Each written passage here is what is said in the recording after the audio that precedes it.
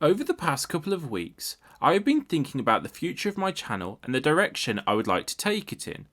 I want to continue making videos on periods of history, but I also want to make videos on other areas as well. So today I want to talk about something slightly different. I really enjoy playing chess and I've been playing it for a long time now. In recent weeks, chess.com servers have been struggling with the amount of new users.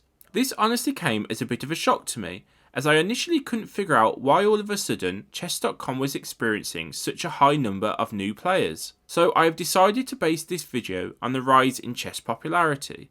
Today we are going to explore the different reasons behind the rise, in the hope of understanding why chess.com is continuing to crash. Over the past 3 years, chess has become increasingly more popular. For example, in the US, chess.com's app became the second most downloaded app on the iOS App Store, and in one single day alone, 300,000 people created an account. So why is chess becoming increasingly more popular? For us to answer this question, I want us to go back to 2020. We were all in lockdown and many people had a lot more time on their hands. It was also during this year that Netflix released The Queen's Gambit. The Queen's Gambit was an instant hit with critics and viewers.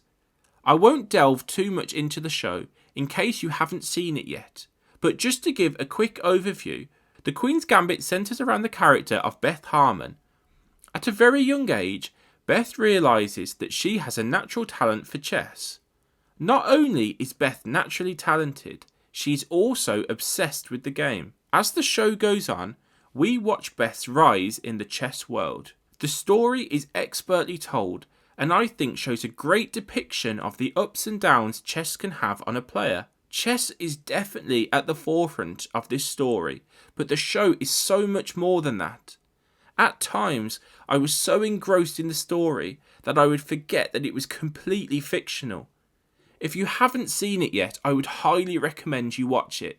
The effect the show had on the popularity of chess was positive to say the least. It was the first time I remember hearing people talk about chess in a social setting, which was great to see.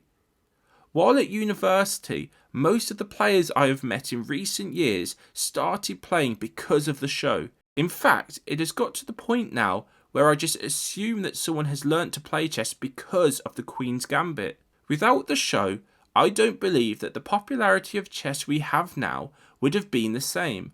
The Queen's Gambit was the catalyst to chess popularity. One of the main reasons it helped boost the interest in chess by so much was that it was the first time in a while where chess was given exposure in mainstream media. This increase in exposure is a common theme you will see throughout this video. Now, despite the Queen's Gambit helping increase the interest in chess, it is not the only medium we have to talk about. YouTube and other streaming platforms have helped play a huge part in the boost of interest in chess. I think what chess content creators have helped to do is to carry the popularity of chess on from the Queen's Gambit, and they have helped to explain chess to those who want to learn more.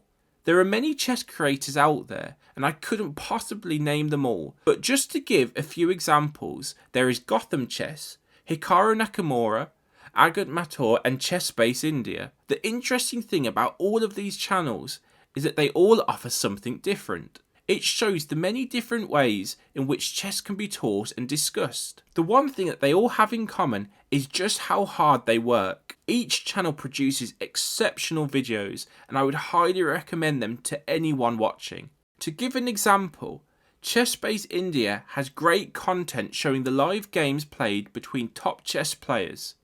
They are captivating to watch, and this can be seen in the amount of views that some of these videos have. For example, their most watched video has 75 million views. And if you read through the comment section of these videos, many of those watching don't even know how to play chess. They are just fascinated by the game. ChessBase India has done an amazing job at promoting chess worldwide. To give another example, there is Gotham Chess, who is an amazing content creator and has been at the forefront of increasing the interest in chess. In my opinion, his way of teaching chess is spectacular. His way of explaining the game is better than anyone else I know. Not only have these content creators helped boost the popularity of chess, they have also helped promote chess tournaments. Before these channels existed, not many players were able to watch these tournaments. Once again, there was a lack of exposure, and in fact, many players didn't even know that these tournaments were taking place. Thanks to these creators, we're able to view these tournaments games with each channel offering a different commentary style.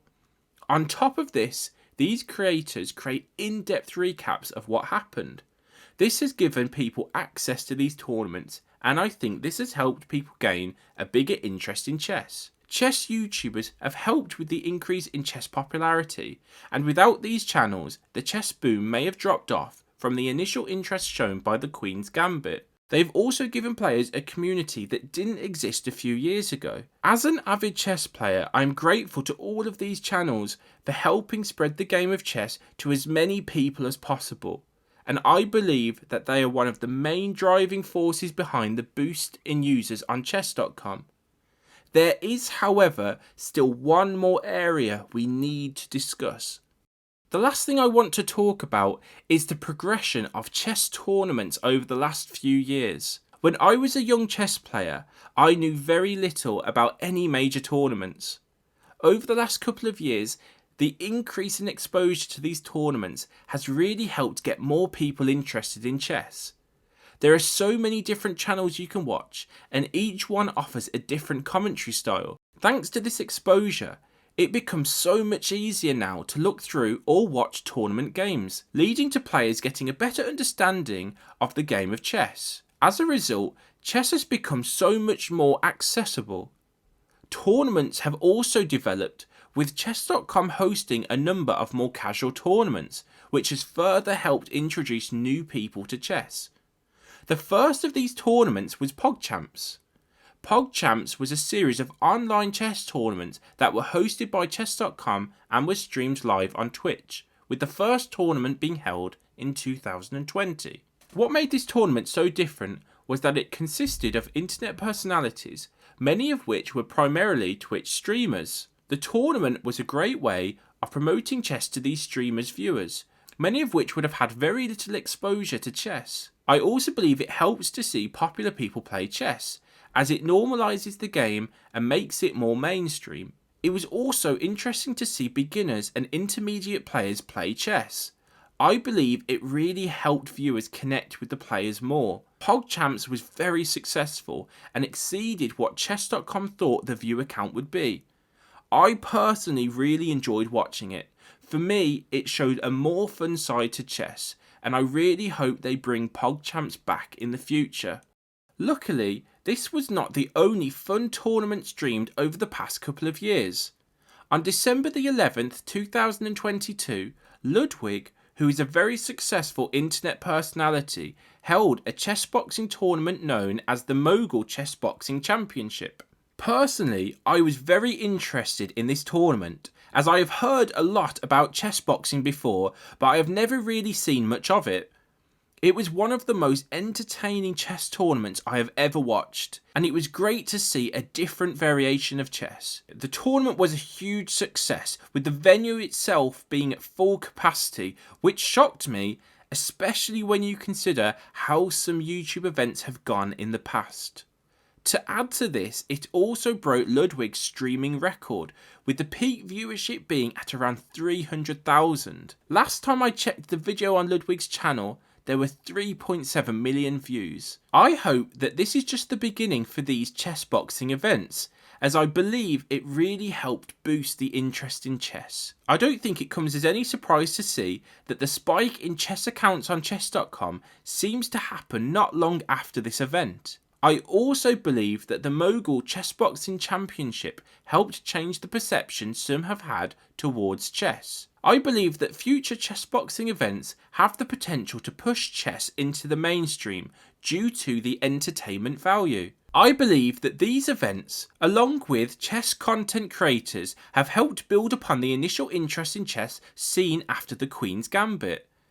The more exposure this game seems to have, the more popular it seems to be becoming. All of these factors discussed today have led to chess.com servers crashing.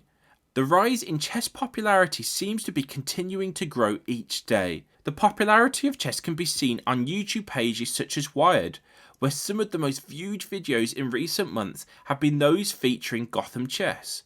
The fact that these videos have more views than those with Hollywood actors show just how popular chess is at the moment. My hope is that this interest continues to grow. Chess is a great game, and the culmination of all of these factors have helped it become more mainstream. Please make sure to check out some of the chess YouTube and streamers. Their content is worth it. Thank you so much for watching.